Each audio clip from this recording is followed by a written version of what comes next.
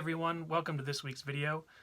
This week we're going to be doing more tile sets. A couple weeks ago, or a couple videos ago I should say, it's been a lot more than a couple weeks, but a couple videos ago I did the Ruins tile set. That was something that was really important to the campaign that I'm running, as there is an old world and a kind of modern world going on right now.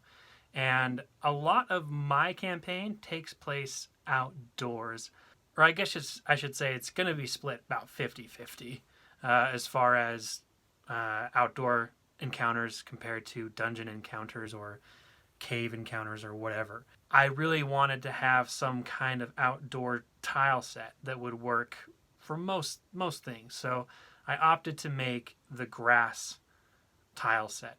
And this was super easy. It takes a while depending on how many tiles you make.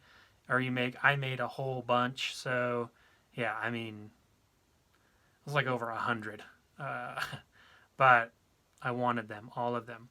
This video is actually going to be the first in a series of videos for outdoor encounter terrain.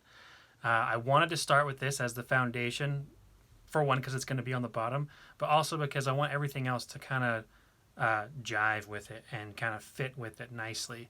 Be on the lookout for some more videos coming that are going to have to do with outdoor encounters. I have a bunch of ideas. Hopefully there'll be about 3 or 4 more videos after this that have to do with creating your own kind of outdoor environment for your encounters with your players at your table. A lot of the process to make these tiles are very similar to the Ruins tile set that I did, so that was a couple of videos ago. Go check that out. But the second half of this project is very different from that half. I'll have a few tips and tricks in here that I like to use. And then also, one great thing about this is that it does work with my Magboard that I created. And you'll see that in the last video I posted. If you haven't seen it, go check it out.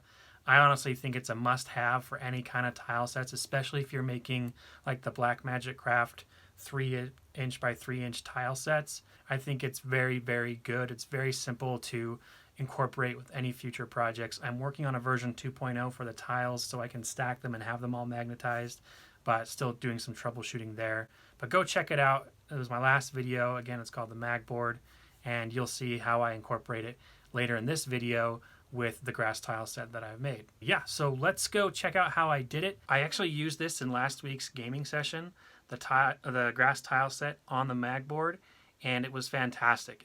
I was able to pre-assemble everything before everyone got here, and when the time came for the encounter, I didn't have to build it in front of them, taking up valuable, role-playing time. And also, I didn't have to have it pre-built on the table to have any kind of spoilers.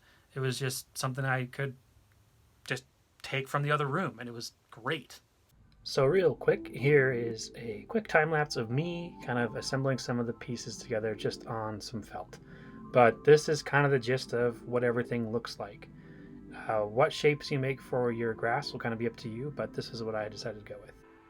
My first step was actually just getting all of the 3" squares cut to size.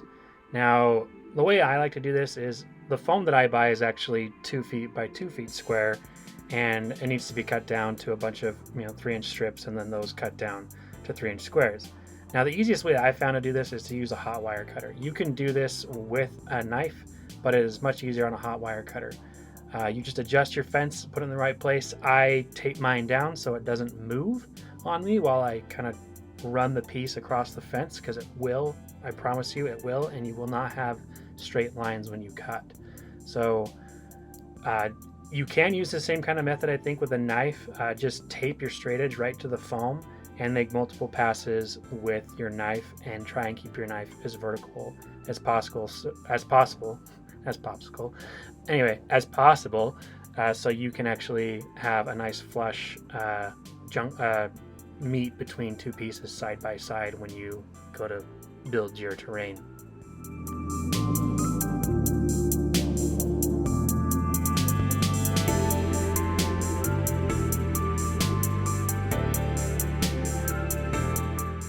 After getting a lot of strips, I then cut them into 3" squares, and I ended up with a lot of them. I think I ended up with over 100. I think about 108 or 109. I had an odd number for some reason. But yeah, make as many as you want, because it's up to you on how many you feel that you're ever going to need.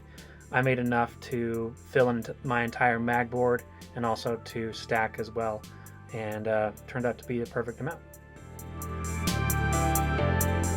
Let's pause right here for a second and talk a little bit about the XPS foam that I'm using in this video and in previous videos. I use two types of XPS foam that I can find here locally in the US. That is going to be I buy them from Home Depot and I buy them from Lowe's. Now, the one that I use the most is this pink XPS foam. Now, I can buy this in 2-foot squared pieces. They're 1 inch thick and they're 2 by 2 feet. They're really great for transport and purchasing. You can find them almost all the time, very readily available. However, there are a couple of flaws with this particular foam. It says that it's 1 inch. It's great. This piece might have cut off on the same sheet as 1 inch. The problem is that on the other side of that sheet, say like I cut this on one end and I cut another piece off on the other end piece might actually be a little bit thinner than this. I can depict it here for you in this video. As you see, these are actually stacked up onto each other. There's the same number of blocks stacked. However, you can see that one of these stacks is a little bit taller than the other. That's because there are variations between the thickness of the foam. That is the reason why I actually cut these down to my own custom thickness. If you plan on buying this and just using it as is, just know that you will run into some issues where some of your tiles won't be the same height as others, which can be really frustrating. What I have found to be really helpful is just to cut all of my pieces about the same height. I actually have another tile set that I cut pretty thin. It's about half the thickness of my ruin tiles. There's some cave tiles that I have, and they don't really work well with my Magboard system because the screws are a little bit too long to go through them, or because they will go through them through the top. So I have to find another solution for that. And here's a side-by-side comparison of how thick I cut my tiles. So I take off maybe 3/8 of an inch each time I make my tiles. And I like to use the same tiles from other projects as a gauge when setting my fence to make my cuts on new tile sets. So that way I know that they'll all kind of be the same thickness, and if I do want to pair them together, they will pair nicely and without any issues. And then you get the perfect match. And now all I need to do is this about 100 more times.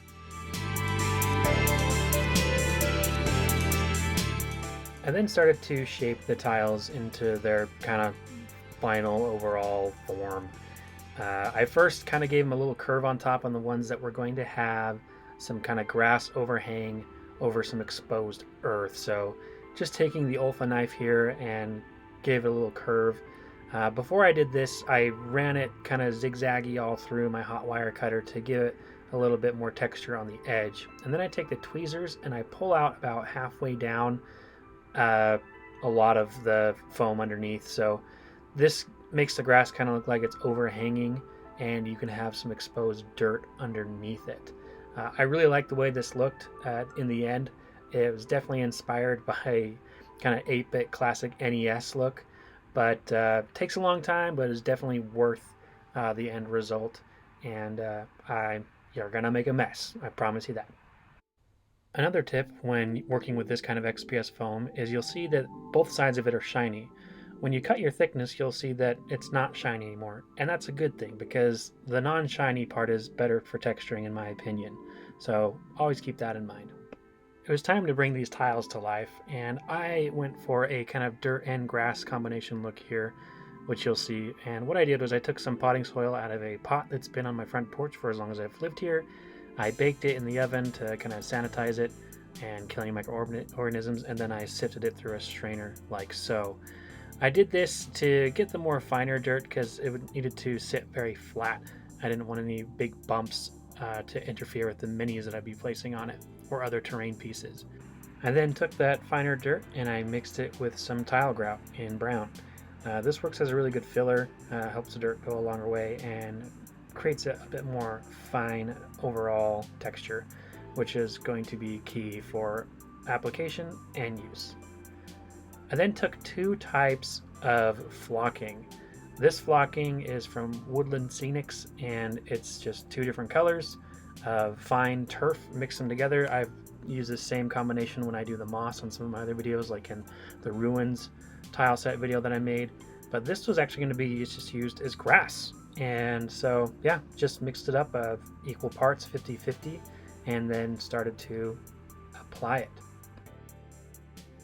To kind of help the foam be resilient and strong, I did paint it with the Mod Podge and black acrylic paint mixture, and then I painted everything over with just some acrylic paint in the color of brown. I was going for a pretty thin coat of the grass on top and the dirt, so anything that might have shown through, I wanted it to look like natural organic earth. So hence everything was painted brown, and they all ended up looking like a bunch of chocolate bars. So once you got your chocolate bars all finished, the next step is to apply some chocolate powder. I'm just kidding. Is to apply your dirt. And the way that I did this was I took the dirt mixture that I made, a spoon, and some PVA glue. I applied just straight PVA on this, and I applied it with a brush on the under part of the foam where I picked it all out with the tweezers. I applied the glue with just a paintbrush, and again, seeing to only get it on the underside where I tweezed out all of the foam.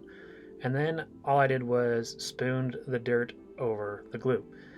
Taking care to keep tidy, I would pat it off into the same container that the dirt was in, and then any parts that you would see that maybe not have got enough in there, you can put it on there and then use a spoon to mash it in. But yeah, this worked out really well, and looks kind of delicious, like a cocoa chocolate bar. And then made a mixture of Mod Podge and water. Now I don't know the exact ratios I did, but the consistency was about that of a melted Frosty or a melted ice cream. So yeah, close to 50-50 probably, just so you're able to get good coverage with glue and everything can adhere to it. Got that mixed up, and then when you brush it on, you want to make sure that you do get it as close as you can to the edge. It naturally wants to pull away from the edge, I noticed, so just keep working it onto that edge as close as you can, but seeing not to get it onto the sides. And then once you got your glue all applied, you just spoon on your grass mixture, and yeah, just put it on there pretty thick. You'd probably want to have a bigger container than I did. It'll be a lot cleaner, but just kind of rotating and putting it on there.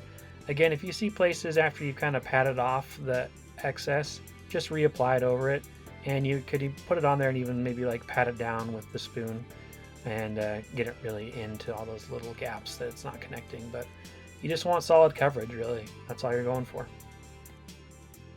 On the pieces that you have where the grass overhangs on one side, just be careful to get your Mod Podge just on that and not get it on the dirt.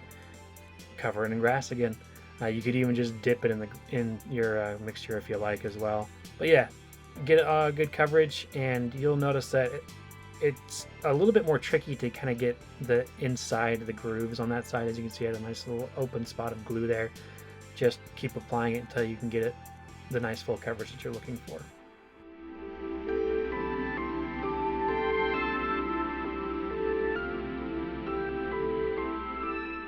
Now on every other piece, I actually just put glue in a few random spots on the tile, and then I covered that with dirt. I wanted to have a variety in my tiles, so it didn't just look like one nicely curated front lawn when it was on my table.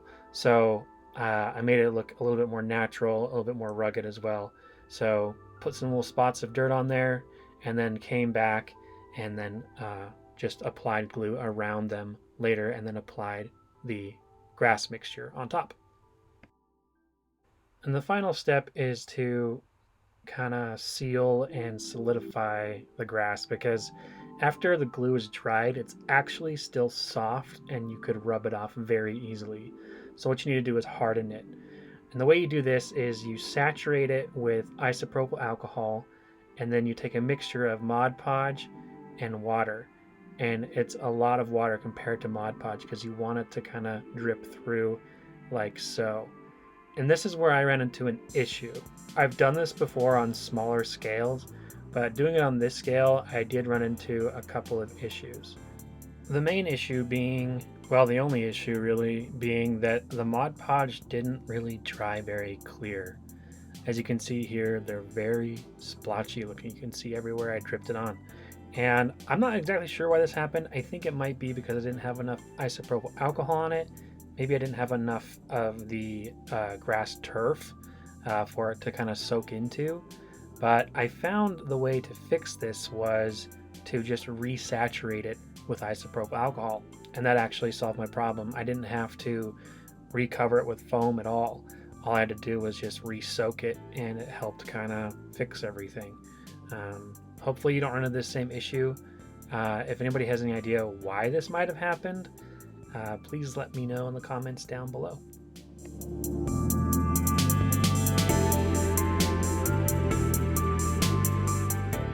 Once they were all dry, it was time to set them up to work with my Magboard. And this was simple enough, just to find the center on each piece and then put in a little 1/2-inch magnetic screw. Well, I mean just a screw that is magnetic.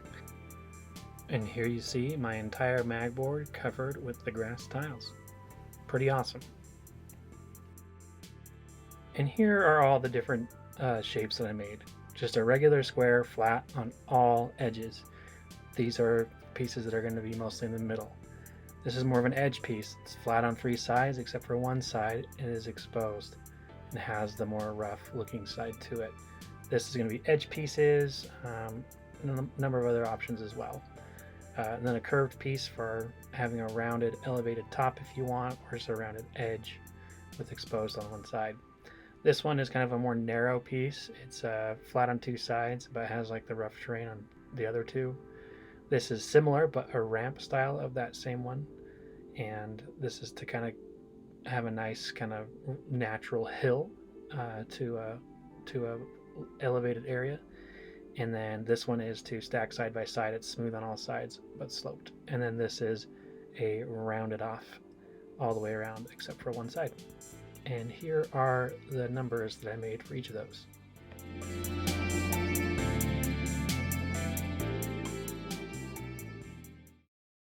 As you can see, setting it up on my Magboard is fantastic. It works so well. It looks really good. And here are a few more shots of what it could look like with some other terrain that I've made. Some rocks, some of the pillars that I've made, the archways look fantastic on it.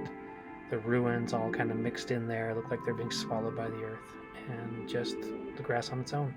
I hope you enjoyed this video. I had a lot of fun making it. This project was great. Again, I have a lot more projects coming in the future for this specific outdoor environment.